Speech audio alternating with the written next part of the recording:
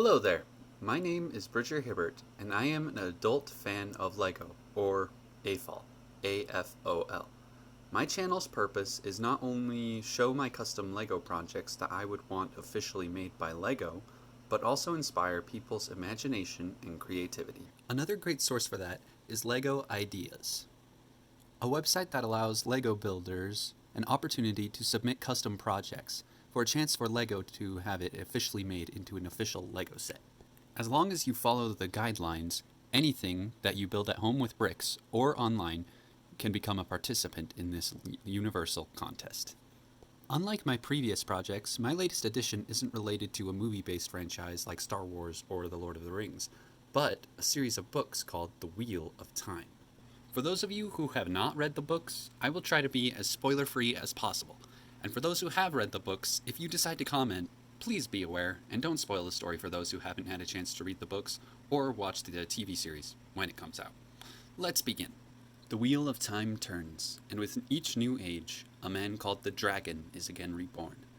With each cycle of the wheel, this champion of the light has channeled magic to defeat the Dark One. However, before his previous defeat, the Dark One managed to taint the male half of the power, causing all males that channel to eventually go mad.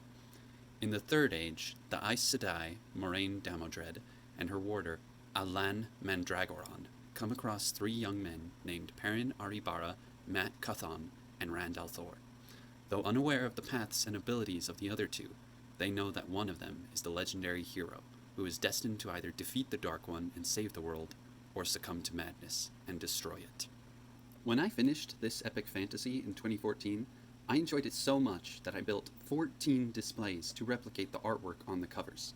6 years later, in 2020, I came across designs, my old clunky designs from so many years ago.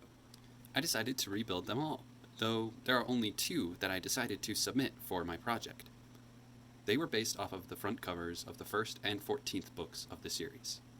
Book 1, The Eye of the World, has 3 people riding horses over grassy land in a moonlit night, with a background consisting of a night sky with a full moon, stars, and even a mysterious black bat creature. While Book 14, A Memory of Light, has a man holding a glass-like sword at the entrance to a large cavern. Here are the books, and here are the builds themselves.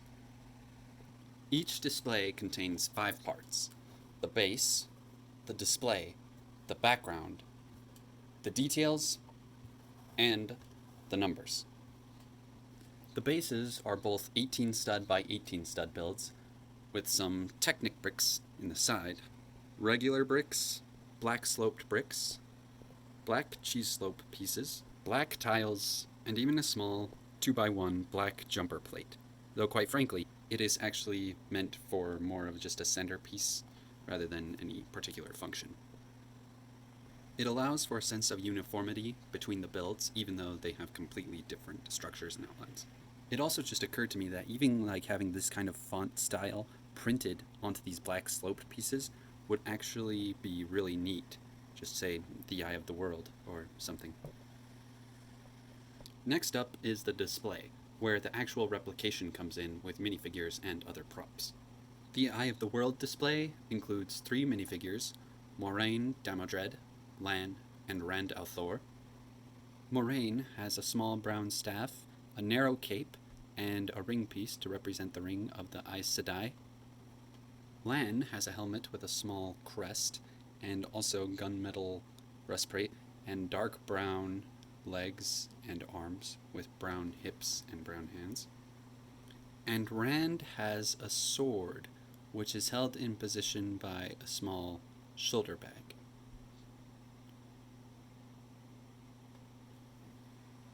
For the horses, Moraine's horse, Aldieb, and Rand's horse, Red, are just regular horses, whereas Lan's horse is also a regular horse, but he's given special studs.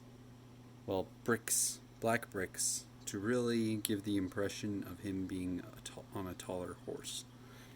And I think it does a pretty good job of that.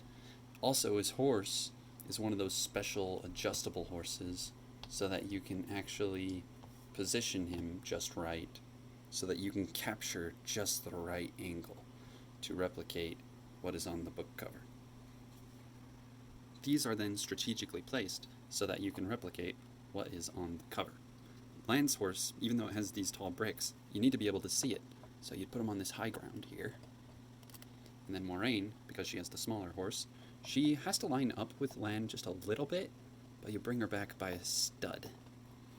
And allowing Rand's horse to stand at that angle is able to replicate, for the most part, what that cover is supposed to look like. The background, it has a base of blue held together with strategically placed items such as tree branches to give the impression of like distance. Then we also have this large moon, and then some of these square tiles and bright blue plates to hold it all together. The idea is to keep it as flat as possible. And then here on the back, we have the number 1. And this is all held together by another piece. The symbol of the Aes Sedai before the Dark One tainted the male half of the dragon's power, the one power, or the true source.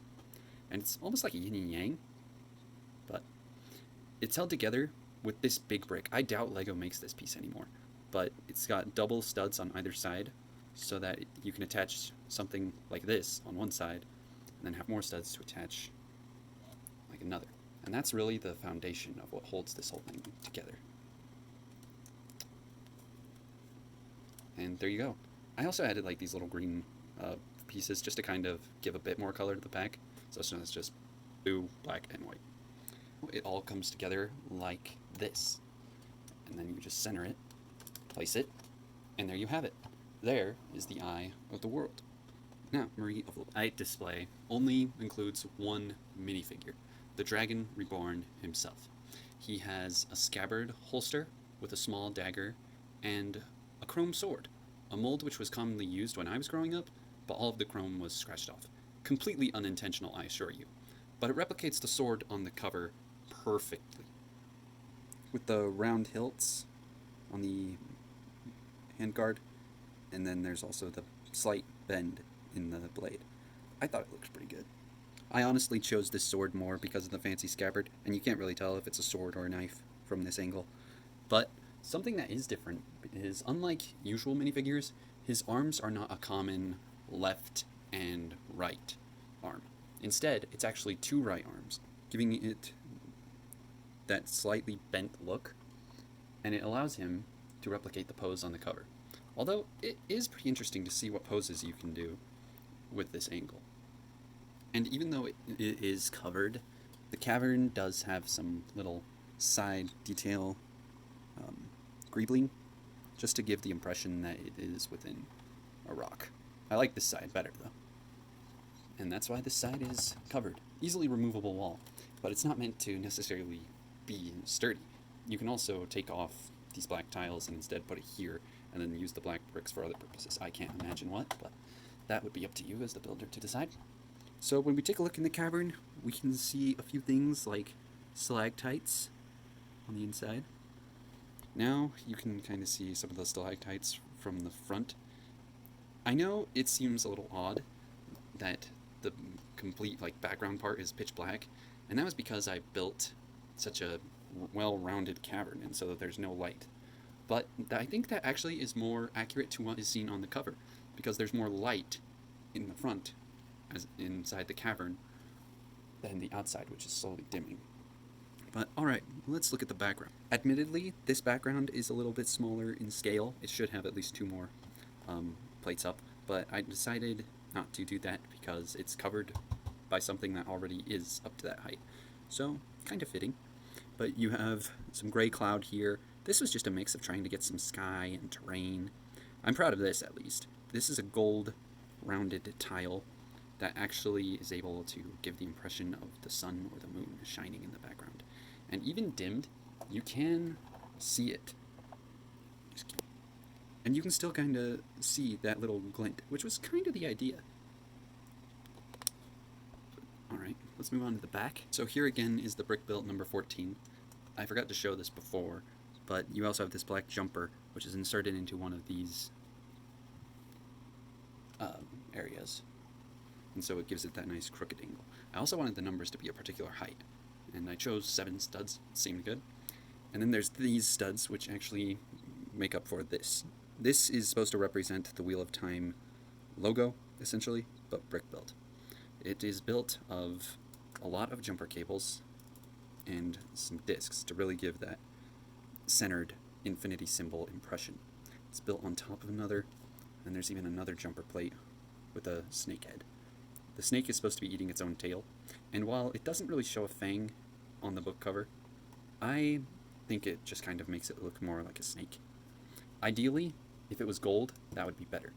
But then this other jumper plate holds up this wheel, which has a stud with a hole in it, and it's inserted with a claw piece, so that can stay there. And now, there you have it.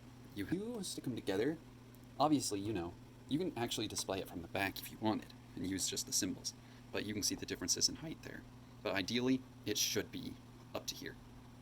But anyway, so let's look at the builds together. So of course, you can always display these how you want, whether it's individual, but those Technic bricks that I mentioned earlier allow for small compatibility, so that if you wanted to use them as one huge bookend instead of two separate ones, you could just slide it along, and then you can push it together.